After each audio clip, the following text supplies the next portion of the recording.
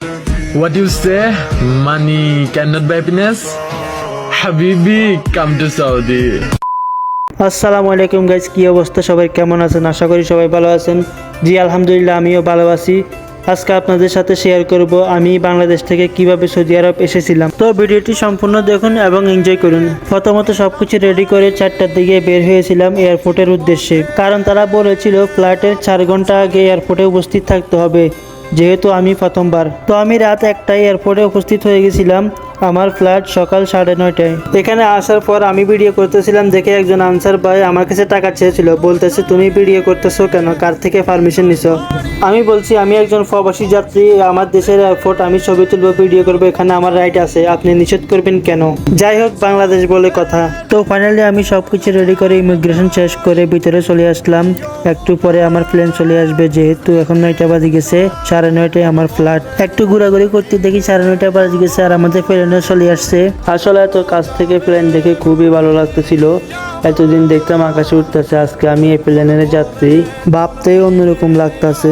Last time আমি এত কাছ থেকে প্লেন দেখেছিলাম 2016 সালে, যখন আমার আব্বু বিদেশ থেকে দেশে এসেছিল, তখন আমি এয়ারপোর্টে গিয়েছিলাম, আর ওইটা ছিল চট্টগ্রাম এয়ারপোর্ট। তো ফাইনালি আমার সবকিছু রেডি, এখন আমি প্লেনের ভিতরে উঠবো।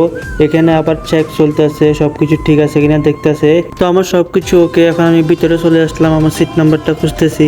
9G is here. তো আমি আমার সিটে বসে পড়লাম। একদিকে প্রথমবার প্লেনে ওঠার ভয়, অন্যদিকে প্রথমবার প্লেনে ওঠার আনন্দ। দোনোটা মিলে এক অন্যরকম অনুভূতি, যেটা বলে বোঝানো সম্ভব না। তো এদিকে আন্টিরা কিছু সাধারণ ট্রেনিং দিতেছে, আল্লাহ না করে যদি প্লেনে কোনো দুর্ঘটনা ঘটে কিভাবে নিজেকে সেভ করতে হবে এই বিষয়ে। এরপরে আমি অনেক নার্ভাস ছিলাম, কারণ নিজ মাতৃভূমি, পরিবার, বন্ধু বান্ধব সবকিছুর মায়া ত্যাগ করে পাড়ি দিতে হচ্ছে দূর প্রবাসে। তবে সব থেকে বেশি খারাপ লাগছিল বন্ধুদের জন্য।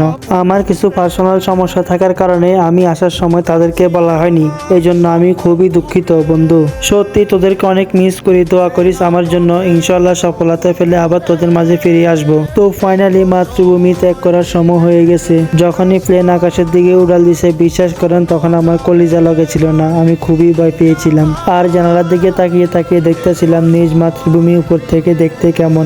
আসলে অসাধারণ একটা ভিউ, এটা যে আমাদের বাংলাদেশ বুঝেই যাইতেছে না। ওয়াও, সত্যি অসাধারণ। যাই হোক, জানালার পাশে আমার সিটটি হওয়াই ভালো হয়েছে।